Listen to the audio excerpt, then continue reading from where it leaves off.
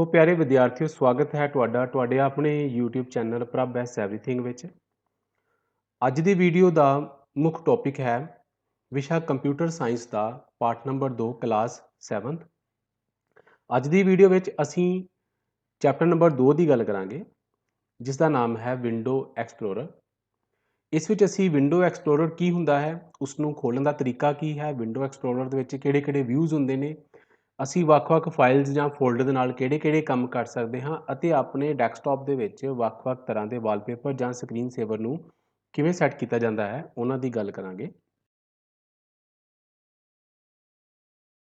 ਇਸ ਚੈਪਟਰ ਦਾ ਸਭ ਤੋਂ ਮੁੱਖ ਟੌਪਿਕ ਹੈ ਵਿੰਡੋ ਐਕਸਪਲੋਰਰ ਕੀ ਹੁੰਦਾ ਹੈ। ਜਿਵੇਂ ਕਿ ਅਸੀਂ ਜਾਣਦੇ ਹਾਂ ਕਿ ਵਿੰਡੋ ਐਕਸਪਲੋਰਰ ਆਪਰੇਟਿੰਗ ਸਿਸਟਮ ਦੀ ਇੱਕ ਮਹੱਤਵਪੂਰਨ ਐਪਲੀਕੇਸ਼ਨ ਹੈ। ਇਸ ਨੂੰ ਫਾਈਲ ਐਕਸਪਲੋਰਰ ਵੀ ਕਿਹਾ ਜਾਂਦਾ ਹੈ। ਇਸ ਦੀ ਵਰਤੋਂ ਸਾਡੇ ਕੰਪਿਊਟਰ ਵਿੱਚ ਜੋ ਵੀ ਫਾਈਲਸ ਜਾਂ ਜਿੰਨੇ ਵੀ ਫੋਲਡਰਸ ਪਏ ਹੁੰਦੇ ਹਨ, ਅਸੀਂ ਉਹਨਾਂ ਨੂੰ ਦੇਖਣ ਲਈ ਕਰਦੇ ਹਾਂ। ਅਸੀਂ ਕੰਪਿਊਟਰ ਵਿੱਚ ਮੌਜੂਦ ਜੋ ਸਾਡੀ ਹਾਰਡ ਡਿਸਕ ਹੁੰਦੀ ਹੈ, ਉਸ ਦਾ ਡਾਟਾ, ਉਸ ਦੇ ਫੋਲਡਰ, ਉਸ ਦੀਆਂ ਲਾਇਬ੍ਰੇਰੀ ਫਾਈਲਸ ਨੂੰ ਖੋਲ੍ਹ ਕੇ ਦੇਖ ਸਕਦੇ ਹਾਂ ਅਤੇ ਕਿਸੇ ਵੀ ਆਈਟਮ ਨੂੰ ਸਰਚ ਕਰ ਸਕਦੇ ਹਾਂ, ਲੱਭ ਸਕਦੇ ਹਾਂ। ਅਸੀਂ ਇਸ ਦੀ ਵਰਤੋਂ ਫਾਈਲਾਂ ਜਾਂ ਫੋਲਡਰਾਂ ਨੂੰ ਖੋਲ੍ਹਣ, ਉਹਨਾਂ ਨੂੰ ਡਿਲੀਟ ਕਰਨ, ਉਹਨਾਂ ਦਾ ਨਾਮ ਚੇਂਜ ਕਰਨ, ਕਾਪੀ ਕਰਨ, ਕੱਟ ਕਰਨ ਜਾਂ ਨਵਾਂ ਫੋਲਡਰ ਬਣਾਉਣ ਲਈ ਕਰਦੇ ਹਾਂ। ਵਿੰਡੋ ਐਕਸਪਲੋਰਰ ਆਪਰੇਟਿੰਗ ਸਿਸਟਮ ਦੀ ਇੱਕ ਮਹੱਤਵਪੂਰਨ ਐਪਲੀਕੇਸ਼ਨ ਹੈ। ਇਹ ਸਾਨੂੰ ਕੰਪਿਊਟਰ ਵਿੱਚ ਮੌਜੂਦ ਵੱਖ-ਵੱਖ ਫਾਈਲਸ ਜਾਂ ਫੋਲਡਰ ਦੇ ਨਾਲ ਜੋੜਦਾ ਹੈ। ਆਮ ਤੌਰ 'ਤੇ ਅਸੀਂ ਦੋ ਤਰ੍ਹਾਂ ਦੇ ਐਕਸਪਲੋਰਰ ਦੀ ਗੱਲ ਕਰਦੇ ਹਾਂ। ਇੱਕ ਹੁੰਦਾ ਹੈ ਵਿੰਡੋ ਐਕਸਪਲੋਰਰ ਅਤੇ ਦੂਸਰਾ ਹੁੰਦਾ ਹੈ ਇੰਟਰਨੈਟ ਐਕਸਪਲੋਰਰ। ਦੋਵਾਂ 'ਚ ਡਿਫਰੈਂਸ ਕੀ ਹੈ ਕਿ ਇੰਟਰਨੈਟ ਐਕਸਪਲੋਰਰ ਨੂੰ ਅਸੀਂ ਇੰਟਰਨੈਟ ਦੀ ਵਰਤੋਂ ਕਰਨ ਲਈ ਵਰਤਦੇ ਹਾਂ ਅਤੇ ਵਿੰਡੋ ਐਕਸਪਲੋਰਰ ਨੂੰ ਅਸੀਂ ਫਾਈਲਾਂ ਜਾਂ ਫੋਲਡਰਾਂ ਦਾ ਪ੍ਰਬੰਧ ਕਰਨ ਲਈ ਵਰਤਦੇ ਹਾਂ ਅਤੇ ਇਸ ਚੈਪਟਰ ਦੇ ਵਿੱਚ ਅਸੀਂ ਸਿਰਫ ਇਸੇ ਦੀ ਹੀ ਗੱਲ ਕਰਾਂਗੇ। ਅੱਗੇ ਅਸੀਂ ਗੱਲ ਕਰਦੇ ਹਾਂ ਕਿ ਵਿੰਡੋ ਐਕਸਪਲੋਰਰ ਨੂੰ ਖੋਲ੍ਹਣ ਦਾ ਤਰੀਕਾ ਕੀ ਹੁੰਦਾ ਹੈ। ਵਿੰਡੋ ਐਕਸਪਲੋਰਰ ਨੂੰ ਖੋਲ੍ਹਣ ਲਈ ਅਸੀਂ ਕਈ ਤਰੀਕੇ ਵਰਤਦੇ ਹਾਂ। ਅਗਰ ਤੁਸੀਂ ਆਪਣੇ ਕੀਬੋਰਡ ਦੀ ਵਰਤੋਂ ਕਰਦੇ ਹੋ ਤਾਂ ਤੁਸੀਂ ਆਪਣੇ ਕੀਬੋਰਡ 'ਤੇ ਜੋ ਤੁਹਾਨੂੰ ਇੱਕ ਵਿੰਡੋ ਬਟਨ ਦਿਖਾਈ ਦਿੰਦਾ ਹੈ, ਤੁਸੀਂ ਵਿੰਡੋ ਬਟਨ ਦੇ ਨਾਲ ਅਗਰ ਈ ਕੀ ਨੂੰ ਦਬਾਉਂਦੇ ਹੋ ਤਾਂ ਤੁਹਾਡੇ ਕੰਪਿਊਟਰ ਦੇ ਵਿੱਚ ਵਿੰਡੋ ਐਕਸਪਲੋਰਰ ਓਪਨ ਹੋ ਜਾਂਦਾ ਹੈ। ਦੂਸਰਾ ਤਰੀਕਾ ਕੀ ਹੈ ਕਿ ਤੁਸੀਂ ਸਟਾਰਟ ਬਟਨ ਦੀ ਵਰਤੋਂ ਕਰਕੇ ਵੀ ਇਸ ਨੂੰ ਖੋਲ੍ਹ ਸਕਦੇ ਹੋ। ਸਟਾਰਟ ਬਟਨ 'ਤੇ ਕਲਿੱਕ ਕਰੋ, ਆਲ ਪ੍ਰੋਗਰਾਮ 'ਤੇ ਕਲਿੱਕ ਕਰੋ, ਉਸ ਤੋਂ ਬਾਅਦ ਐਕਸੈਸਰੀਜ਼ 'ਤੇ ਕਲਿੱਕ ਕਰੋ ਅਤੇ ਐਕਸੈਸਰੀਜ਼ ਦੇ ਵਿੱਚ ਤੁਸੀਂ ਵਿੰਡੋ ਐਕਸਪਲੋਰਰ ਨੂੰ ਦੇਖੋਗੇ। ਜਦੋਂ ਤੁਸੀਂ ਉਸ ਉੱਪਰ ਕਲਿੱਕ ਕਰਦੇ ਹੋ ਤਾਂ ਵਿੰਡੋ ਐਕਸਪਲੋਰਰ ਤੁਹਾਡੇ ਸਾਹਮਣੇ ਓਪਨ ਹੋ ਜਾਵੇਗਾ। ਥਰਡ ਜੋ ਆਪਸ਼ਨ ਹੈ, ਤੁਸੀਂ ਵਿੰਡੋ ਕੀਜ਼ ਦਬਾਓ ਅਤੇ ਤੁਹਾਨੂੰ ਇੱਕ ਸਰਚ ਆਪਸ਼ਨ, ਇੱਕ ਸਰਚ ਬਾਕਸ ਦਿਖਾਈ ਦੇਗਾ। ਉਸ ਵਿੱਚ ਤੁਸੀਂ ਟਾਈਪ ਕਰੋ EXPLORER ਅਤੇ ਐਂਟਰ ਕੀ ਦਬਾ ਦਿਓ। ਉਸ ਦੇ ਨਾਲ ਵੀ ਤੁਹਾਡਾ ਜੋ ਵਿੰਡੋ ਐਕਸਪਲੋਰਰ ਹੈ ਓਪਨ ਹੋ ਜਾਵੇਗਾ। ਫੋਰਥ ਜੋ ਤਰੀਕਾ ਹੈ, ਰਨ ਕਮਾਂਡ ਦੀ ਵਰਤੋਂ ਕਰਕੇ ਵੀ ਤੁਸੀਂ ਇਸ ਨੂੰ ਖੋਲ੍ਹ ਸਕਦੇ ਹੋ। ਰਨ ਕਮਾਂਡ ਦੀ ਵਰਤੋਂ ਕਰਨ ਲਈ ਸਭ ਤੋਂ ਪਹਿਲਾਂ ਵਿੰਡੋ ਕੀ ਦੇ ਨਾਲ ਆਰ ਕੀ ਨੂੰ ਦਬਾਓ। ਇੱਕ ਡਾਇਲਾਗ ਬਾਕਸ ਤੁਹਾਨੂੰ ਦਿਖਾਈ ਦੇਗਾ ਜਿਸ ਵਿੱਚ ਇੱਕ ਇਨਪੁਟ ਬਾਕਸ ਸ਼ੋ ਹੋਏਗਾ। ਉਸ ਵਿੱਚ ਤੁਸੀਂ ਐਕਸਪਲੋਰਰ ਟਾਈਪ ਕਰੋਗੇ ਅਤੇ ਐਂਟਰ ਕੀ ਦਬਾਓਗੇ ਤਾਂ ਤੁਹਾਡੀ ਸਕਰੀਨ ਦੇ ਉੱਪਰ ਤੁਹਾਨੂੰ ਵਿੰਡੋ ਐਕਸਪਲੋਰਰ ਦਿਖਾਈ ਦੇਗਾ। ਜਿਵੇਂ ਕਿ ਤੁਸੀਂ ਆਪਣੀ ਸਕਰੀਨ 'ਤੇ ਦੇਖ ਰਹੇ ਹੋ, ਜੋ ਵੀ ਤੁਹਾਨੂੰ ਇੱਕ ਵਿੰਡੋ ਦਿਖਾਈ ਦੇ ਰਹੀ ਹੈ, ਇਹ ਸਾਡੇ ਵਿੰਡੋ ਐਕਸਪਲੋਰਰ ਦੀ ਵਿੰਡੋ ਹੈ। ਇਸ ਵਿੱਚ ਅਸੀਂ ਦੋ ਪਾਰਟਸ ਦਿਖਦੇ ਹਾਂ। ਜੋ ਤੁਹਾਨੂੰ ਇਹ ਵਾਲੀ ਇੱਕ ਜਗ੍ਹਾ ਦਿਖਾਈ ਦੇ ਰਹੀ ਹੈ, ਲਾਈਨ ਤੋਂ ਖੱਬੇ ਹੱਥ ਵਾਲਾ ਜੋ ਪਾਸਾ ਹੈ, ਇਸ ਨੂੰ ਅਸੀਂ ਲੈਫਟ ਪੇਨ ਜਾਂ ਖੱਬਾ ਪਾਸਾ ਬੋਲਦੇ ਹਾਂ ਜਾਂ ਖੱਬਾ ਪੇਨ ਬੋਲਦੇ ਹਾਂ ਅਤੇ ਲਾਈਨ ਤੋਂ ਰਾਈਟ ਵਾਲੀ ਜੋ ਜਗ੍ਹਾ ਹੈ, ਸੱਜੇ ਹੱਥ ਵਾਲੀ ਜਗ੍ਹਾ ਨੂੰ ਅਸੀਂ ਰਾਈਟ ਪੇਨ ਜਾਂ ਸੱਜਾ ਪੇਨ ਬੋਲਦੇ ਹਾਂ। ਵਿੰਡੋ ਐਕਸਪਲੋਰਰ ਦੀ ਵਿੰਡੋ ਦੇ ਕਈ ਭਾਗ ਹੁੰਦੇ ਹਨ। ਅਗਰ ਸਭ ਤੋਂ ਉੱਪਰ ਅਸੀਂ ਗੱਲ ਕਰਦੇ ਹਾਂ ਤਾਂ ਇਸ ਜਗ੍ਹਾ ਨੂੰ ਅਸੀਂ ਟਾਈਟਲ ਬਾਰ ਬੋਲਦੇ ਹਾਂ। ਟਾਈਟਲ ਬਾਰ ਦੇ ਨੀਚੇ ਤੁਹਾਨੂੰ ਦੋ ਬਟਨ ਦਿਖਾਈ ਦਿੰਦੇ ਹਨ, ਜਿਨ੍ਹਾਂ ਨੂੰ ਤੁਸੀਂ ਬੈਕ ਅਤੇ ਫਾਰਵਰਡ ਬਟਨ ਬੋਲਦੇ ਹੋ। ਅੱਗੇ ਤੁਹਾਨੂੰ ਇੱਕ ਬਾਰ ਦਿਖਾਈ ਦੇ ਰਹੀ ਹੈ, ਇਸ ਨੂੰ ਅਸੀਂ ਐਡਰੈਸ ਬਾਰ ਬੋਲਦੇ ਹਾਂ। ਐਡਰੈਸ ਬਾਰ ਦੇ ਜੋ ਰਾਈਟ ਸਾਈਡ ਦੇ ਉੱਪਰ ਤੁਹਾਨੂੰ ਇੱਕ ਇਨਪੁਟ ਬਾਕਸ ਦਿਖਾਈ ਦੇ ਰਿਹਾ ਹੈ, ਇਸ ਨੂੰ ਅਸੀਂ ਸਰਚ ਬਾਕਸ ਬੋਲਦੇ ਹਾਂ। ਸਰਚ ਬਾਕਸ ਤੋਂ ਨੀਚੇ ਤੁਹਾਨੂੰ ਇੱਕ ਮੈਨਿਊ ਬਾਰ ਦਿਖਾਈ ਦੇਗੀ, ਜਿਸ ਉੱਪਰ ਫਾਈਲ, ਐਡਿਟ, ਵਿਊ ਜਾਂ ਟੂਲ ਕੁਝ ਆਪਸ਼ਨਸ ਦਿਖਾਈ ਦੇਣਗੇ, ਕੁਝ ਮੈਨਿਊਜ਼ ਦਿਖਾਈ ਦੇਣਗੇ। ਤੁਸੀਂ ਇਹਨਾਂ ਦੀ ਵਰਤੋਂ ਕਰ ਸਕਦੇ ਹੋ ਵੱਖ-ਵੱਖ ਤਰ੍ਹਾਂ ਦੇ ਕੰਮ ਕਰਨ ਲਈ। ਇਸ ਨੂੰ ਅਸੀਂ ਮੈਨਿਊ ਬਾਰ ਬੋਲਦੇ ਹਾਂ ਅਤੇ ਮੈਨਿਊ ਬਾਰ ਦੇ ਨੀਚੇ ਤੁਹਾਨੂੰ ਇੱਕ ਹੋਰ ਬਾਰ ਦਿਖਾਈ ਦੇ ਰਹੀ ਹੈ, ਜਿਸ ਨੂੰ ਤੁਸੀਂ ਟੂਲ ਬਾਰ ਬੋਲਦੇ ਹੋ। ਅਗਰ ਸਾਰਿਆਂ ਤੋਂ ਨੀਚੇ ਅਸੀਂ ਗੱਲ ਕਰਦੇ ਹਾਂ ਤਾਂ ਸਾਰਿਆਂ ਤੋਂ ਨੀਚੇ ਵਾਲੀ ਬਾਰ ਨੂੰ ਅਸੀਂ ਸਟੇਟਸ ਬਾਰ ਬੋਲਦੇ ਹਾਂ ਅਤੇ ਵਿਚਕਾਰ ਜੋ ਸਾਡਾ ਏਰੀਆ ਹੈ, ਉਸ ਨੂੰ ਅਸੀਂ ਲੈਫਟ ਪੇਨ ਅਤੇ ਰਾਈਟ ਪੇਨ ਬੋਲਦੇ ਹਾਂ। ਜਦੋਂ ਵੀ ਤੁਸੀਂ ਲੈਫਟ ਪੇਨ ਦੇ ਵਿੱਚ ਕਿਸੇ ਡਰਾਈਵ ਜਾਂ ਕਿਸੇ ਫੋਲਡਰ ਉੱਤੇ ਕਲਿੱਕ ਕਰਦੇ ਹੋ ਤਾਂ ਉਸ ਡਰਾਈਵ ਜਾਂ ਫੋਲਡਰ ਦੇ ਵਿੱਚ ਜੋ ਵੀ ਡਾਟਾ ਹੈ, ਕੋਈ ਫਾਈਲ ਜਾਂ ਹੋਰ ਕੋਈ ਫੋਲਡਰ ਹੈ, ਉਹ ਤੁਹਾਨੂੰ ਰਾਈਟ ਸਾਈਡ ਦੇ ਉੱਪਰ ਦਿਖਾਈ ਦੇਵੇਗਾ ਅਤੇ ਇਸ ਤਰੀਕੇ ਨਾਲ ਤੁਸੀਂ ਆਪਣੀਆਂ ਫਾਈਲਾਂ ਦਾ ਪ੍ਰਬੰਧ ਕਰ ਸਕਦੇ ਹੋ, ਉਹਨਾਂ ਨੂੰ ਦੇਖ ਸਕਦੇ ਹੋ। ਵਿੰਡੋ ਐਕਸਪਲੋਰਰ ਦੇ ਕਈ ਵਿਊਜ਼ ਹੁੰਦੇ ਹਨ। ਵਿਊਜ਼ ਤੋਂ ਭਾਵ ਕਿ ਤੁਹਾਡੇ ਕੰਪਿਊਟਰ ਦੇ ਵਿੱਚ ਜੋ ਫਾਈਲਸ ਨੇ ਤੁਸੀਂ ਉਹਨਾਂ ਨੂੰ ਕਿਸ ਤਰੀਕੇ ਨਾਲ ਦੇਖਣਾ ਚਾਹੁੰਦੇ ਹੋ, ਜਿਵੇਂ ਸਮਾਲ, ਮੀਡੀਅਮ, ਲਾਰਜ ਜਾਂ ਐਕਸਟਰਾ ਲਾਰਜ ਆਈਕਨ ਵਿਊ। ਇਸ ਦੀ ਵਰਤੋਂ ਕਰਕੇ ਤੁਸੀਂ ਆਪਣੀਆਂ ਫਾਈਲਸ ਦੇ ਜੋ ਆਈਕਨ ਨੇ ਉਹਨਾਂ ਦੇ ਸਾਈਜ਼ ਨੂੰ ਵੱਡਾ ਵੀ ਕਰ ਸਕਦੇ ਹੋ, ਛੋਟਾ ਵੀ ਕਰ ਸਕਦੇ ਹੋ। ਇਸ ਵਿਊ ਵਿੱਚ ਆਈਟਮਸ ਇੱਕ ਤੋਂ ਜ਼ਿਆਦਾ ਰੋਜ਼ ਵਿੱਚ ਹੁੰਦੀਆਂ ਹਨ ਅਤੇ ਹਰ ਇੱਕ ਆਈਟਮ ਇੱਕ ਆਈਕਨ ਦੀ ਤਰ੍ਹਾਂ ਸਾਨੂੰ ਦਿਖਾਈ ਦਿੰਦੀ ਹੈ ਅਤੇ ਉਸਦਾ ਇੱਕ ਨਾਮ ਵੀ ਸਾਨੂੰ ਸ਼ੋ ਹੁੰਦਾ ਹੈ। ਸੈਕਿੰਡ ਜੋ ਵਿਊ ਹੈ, ਟਾਈਲਸ ਆਈਕਨ ਵਿਊ।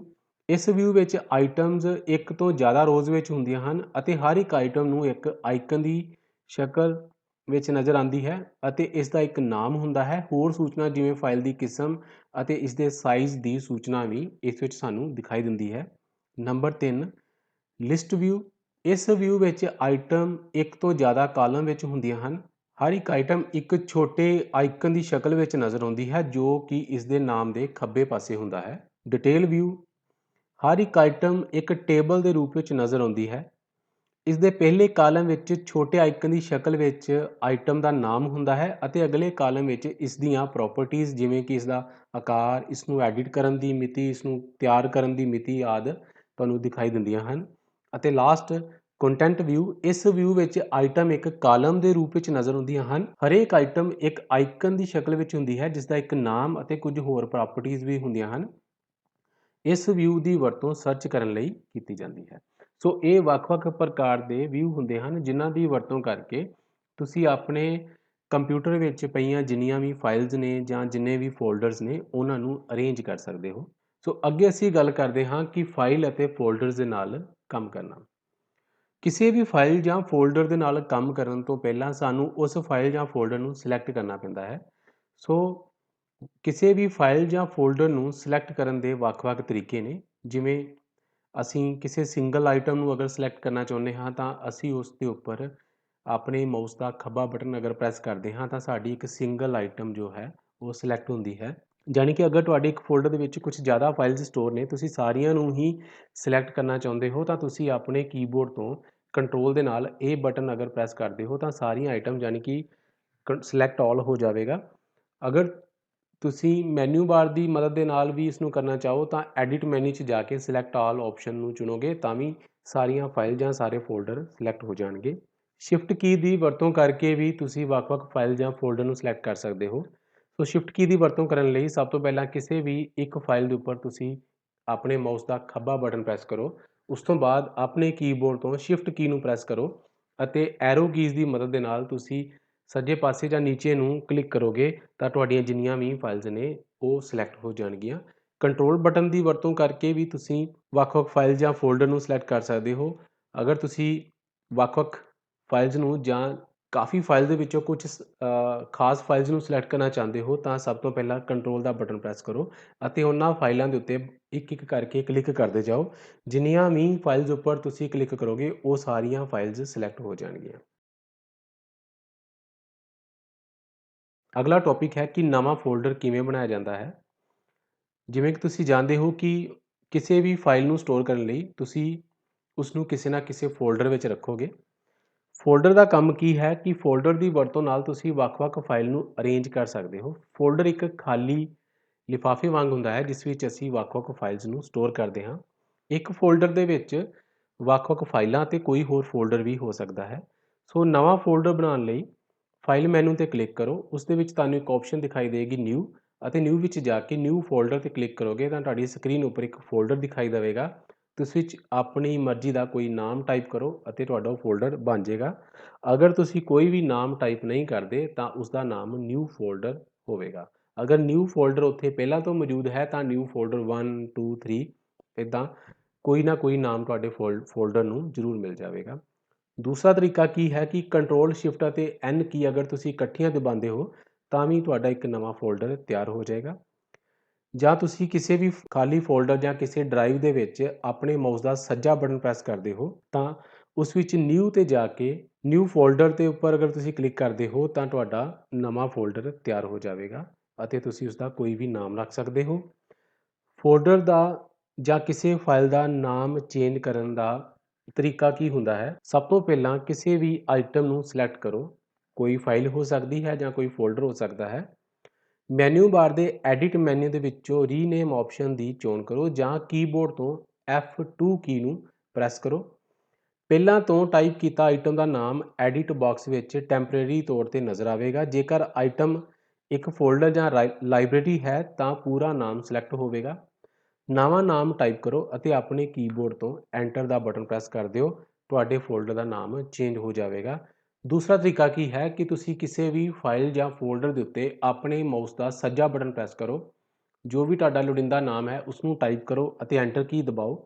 ਤੁਹਾਡੇ ਫੋਲਡਰ ਦਾ ਨਾਮ ਚੇਂਜ ਹੋ ਜਾਵੇਗਾ। ਅਗਲਾ ਟੌਪਿਕ ਹੈ ਕਿ ਕਿਸੇ ਵੀ ਆਈਟਮ ਨੂੰ ਕਿਸੇ ਫਾਈਲ ਜਾਂ ਫੋਲਡਰ ਨੂੰ ਡਿਲੀਟ ਕਿਵੇਂ ਕੀਤਾ ਜਾਂਦਾ ਹੈ। ਸੋ ਫਾਈਲ ਜਾਂ ਫੋਲਡਰ ਨੂੰ ਡਿਲੀਟ ਕਰਨ ਲਈ ਤੁਸੀਂ ਕਿਸੇ ਵੀ ਫਾਈਲ ਜਾਂ ਫੋਲਡਰ ਦੇ ਉੱਤੇ ਜਦੋਂ ਆਪਣੇ ਮਾਊਸ ਦਾ ਸੱਜਾ ਬਟਨ ਪ੍ਰੈਸ ਕਰਦੇ ਹੋ ਮੈਨੂ ਦਿਖਾਈ ਦੇਵੇਗਾ ਜਿਸ ਵਿੱਚ ਤੁਹਾਨੂੰ ਇੱਕ ਡਿਲੀਟ ਨਾਂ ਦੀ ਆਪਸ਼ਨ ਦਿਖਾਈ ਦੇਵੇਗੀ। ਜਦੋਂ ਤੁਸੀਂ ਡਿਲੀਟ ਆਪਸ਼ਨ ਤੇ ਕਲਿੱਕ ਕਰੋਗੇ ਤਾਂ ਤੁਹਾਡੇ ਕੋਲ ਪੁੱਛਿਆ ਜਾਵੇਗਾ ਕਿ ਤੁਸੀਂ ਫੋਲਡਰ ਨੂੰ ਜਾਂ ਫਾਈਲ ਨੂੰ ਡਿਲੀਟ ਕਰਨਾ ਚਾਹੁੰਦੇ ਹੋ ਯੈਸ ਔਰ ਨੋ। ਅਗਰ ਤਾਂ ਤੁਸੀਂ ਚਾਹੁੰਦੇ ਹੋ ਡਿਲੀਟ ਕਰਨਾ ਤਾਂ ਤੁਸੀਂ ਯੈਸ ਉੱਪਰ ਕਲਿੱਕ ਕਰ ਦਿਓ। ਅਗਰ ਤੁਹਾਡੇ ਕੋਲ ਗਲਤੀ ਦੇ ਨਾਲ ਡਿਲੀਟ ਬਟਨ ਪ੍ਰੈਸ ਹੋਇਆ ਹੈ ਤਾਂ ਤੁਸੀਂ ਨੋ ਦੇ ਉੱਪਰ ਕਲਿੱਕ ਕਰ ਦਿਓ ਤਾਂ ਤੁਹਾਡਾ ਫੋਲਡਰ ਡਿਲੀਟ ਨਹੀਂ ਹੋਵੇਗਾ। ਨੈਕਸਟ ਟੌਪਿਕ ਹੈ ਕਿ ਕਿਸੇ ਵੀ ਫੋਲਡਰ ਨੂੰ ਕਾਪੀ ਕਿਵੇਂ ਕੀਤਾ ਜਾਂਦਾ ਹੈ।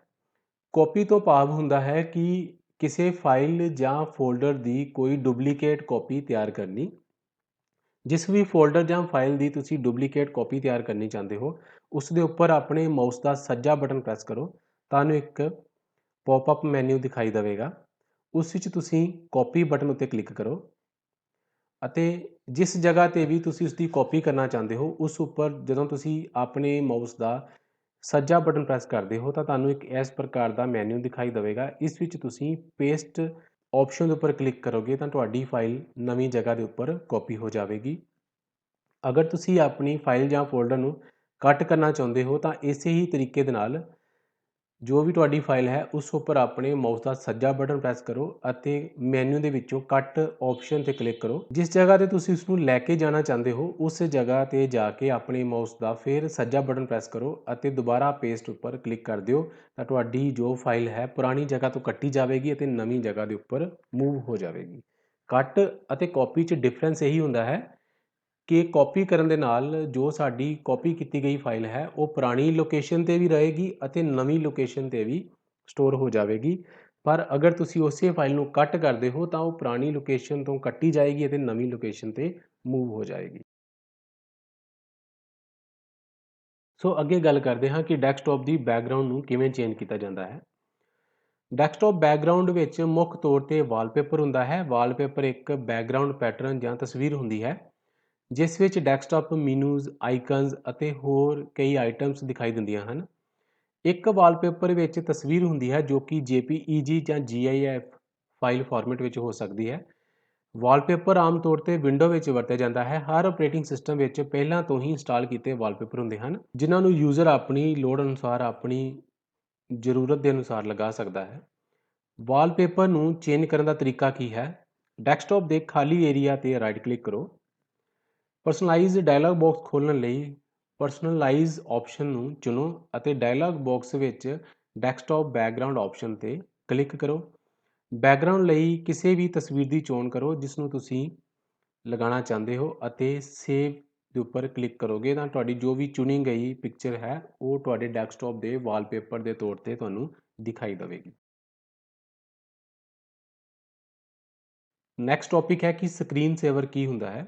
ਸਕਰੀਨ ਸੇਵਰ ਇੱਕ ਸੌਫਟਵੇਅਰ ਪ੍ਰੋਗਰਾਮ ਹੁੰਦਾ ਹੈ ਜੋ ਕਿ ਕੰਪਿਊਟਰ ਦੇ ਕੁਝ ਖਾਸ ਸਮੇਂ ਦੌਰਾਨ ਨਾ ਵਰਤਣ ਦੀ ਹਾਲਤ ਵਿੱਚ ਆਪਣੇ ਆਪ ਚੱਲ ਪੈਂਦੇ ਹਨ। ਇਸ ਤੋਂ ਭਾਵ ਕਿ ਅਗਰ ਤੁਸੀਂ ਆਪਣੇ ਕੰਪਿਊਟਰ ਨੂੰ ਕੁਝ ਸਮੇਂ ਲਈ ਵਿਹਲਾ ਛੱਡ ਦਿਓ, ਇਕੱਲਾ ਛੱਡ ਦਿਓ ਤਾਂ ਉਸ ਉੱਪਰ ਕੁਛ ਨਾ ਕੁਛ ਆਬਜੈਕਟ ਤੁਹਾਨੂੰ ਮੂਵ ਕਰਦੇ ਦਿਖਾਈ ਦੇਣਗੇ। ਉਹਨਾਂ ਆਬਜੈਕਟਸ ਨੂੰ ਅਸੀਂ ਸਕਰੀਨ ਸੇਵਰ ਬੋਲਦੇ ਹਾਂ। ਇਸ ਵਿੱਚ ਤਸਵੀਰਾਂ ਵੀ ਹੋ ਸਕਦੀਆਂ ਹਨ, ਕੁਝ ਟੈਕਸਟ ਮਟੀਰੀਅਲ ਵੀ ਹੋ ਸਕਦਾ ਹੈ। ਸਕਰੀਨ ਸੇਵਰ ਬਦਲਣ ਦੇ ਸਟੈਪ ਕੀ ਹਨ? ਡੈਸਕਟਾਪ ਦੇ ਖਾਲੀ ਏਰੀਆ ਦੇ ਉੱਪਰ ਆਪਣੇ ਮਾਊਸ ਦਾ ਸੱਜਾ ਬਟਨ ਪ੍ਰੈਸ ਕਰੋ।